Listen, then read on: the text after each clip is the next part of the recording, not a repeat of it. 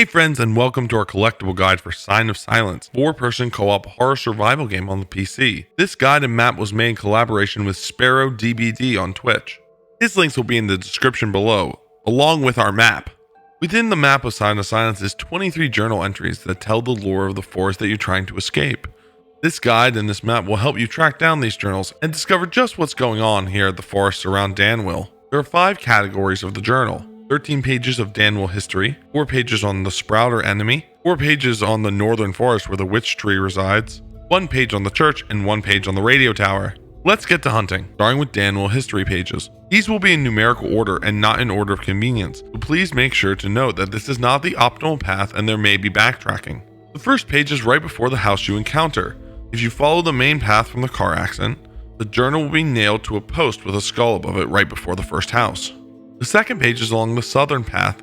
As you travel down the southern path, on the left will be a table with a candle on it behind a map. Be careful of the glass and an occasional zombie that lurks around and grab this page. Once you get the second page, the third page is close by. From the second page, head east down the path. You will find a campsite and a treasure chest. Nailed to the tree above the treasure chest will be this journal page. Page 4 is at the northwestern mine entrance. The best way to safely get there is to go south of the sawmill and follow the path. When you arrive, there will be a house with a table on it and bunk beds. On that table is your journal entry. Page 5 is in Danwell. As you enter Danwell from the west side, on your left will be a blue house just past a large barn. Go inside and right there on the left, taped to a mirror, will be your journal page. Page 6 is at the northeastern mine entrance, directly south of Roy's farm. As you arrive, there will be a dead zombie on the ground and it will be right there on a nearby table. Page 7 is at Roy's farm. Where Roy's farm meets the river, there's a small lake house with a dock. In the unfinished portion of this house is a page nailed to a wall.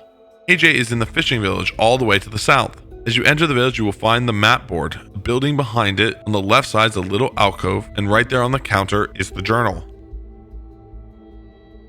Page 9 is also in the fishing village. Go to the waterfront area where there are 2 docks, east of where the boat escape is. There on the docks you will find a journal page on a table facing the water. Page 10 is at the southern mine entrance near the fishing village. There will be an orange truck and on its hood will be the page. Be warned, this is one of the pages in this guide that are a bit glitchy. At the time of this video, you need to be in the perfect spot to grab it, but that may change in future versions of the game. Page 11 is found at the church. When arriving at the church, look to your left and find a path to a graveyard. In that graveyard is a shack with a treasure chest. When you see the treasure chest, turn around to find this page. Page 12 is at the big barn just outside of Danwell.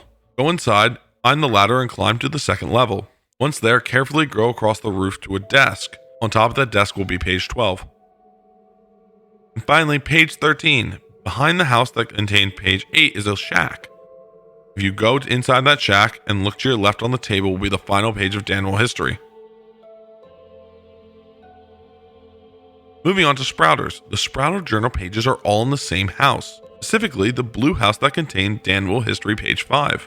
We'll go through them quite quickly. Page 1 is upstairs on a dresser. Page 2 is on the back porch chilling on a table.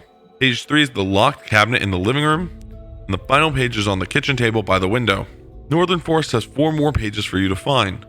All of these pages will be north of the main path that heads towards Danwell. The location of page 1 is as you approach the sawmill.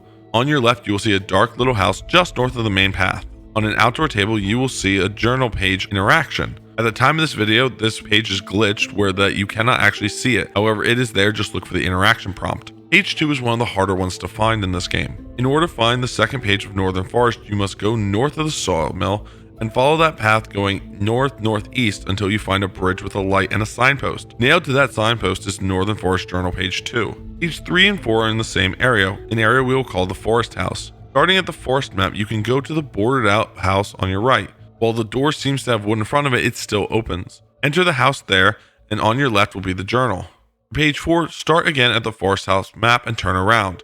You will see a staircase leading up a hill to another house. Go into that house, ask the headless zombie, and you will find the final forest journal page. The last 2 categories are the church and the radio tower, each of them only having 1 page. The church page is right next to the church map as you enter the area on your left, sitting on a table. The radio tower page is at the beginning of the rock path shortcut up to the radio tower. It's attached to the fence, but be warned there's a zombie who tends to lurk by. And that's every collectible in the current version of Sign of Silence. As more collectibles unlock in the game, we will update our map and release additional guides for you. The link to the map and mine and Sparrow's links will be in the description below. Please hit that sub button, come check us out on Monday through Friday, 6 p.m. EST on Facebook, YouTube, and Trovo, and good luck in the forest.